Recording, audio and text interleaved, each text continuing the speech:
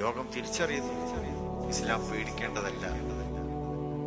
പേടിപ്പിക്കപ്പെടുന്ന ഒരു പ്രത്യയശാസ്ത്രമല്ല ഇസ്ലാം. ഇസ്ലാം സ്നേഹത്തിന്റെയും സാഹോദര്യത്തിന്റെയും മനുഷ്യത്വത്തിന്റെയും പ്രത്യയശാസ്ത്രമാണ്. അഥവാ ഫലസ്തീൻ കൂടുതൽ തെളിയിച്ചു കൊടുത്തു. ആദർശത്തിന് വേണ്ടി ഉറച്ചു നിൽക്കാനുള്ള ദൃഢനിശ്ചയം 1.5 വർഷത്തോളമായി അവരവിടെ നിരന്തരമായി അവിടെ കൊണ്ടുപോകും. എന്നിട്ടും അവർ പിന്തിരിഞ്ഞോടുന്നില്ല. വെടി നിർത്താൻ വെടിവെച്ചവർ തന്നെ നിർബന്ധിതരായി.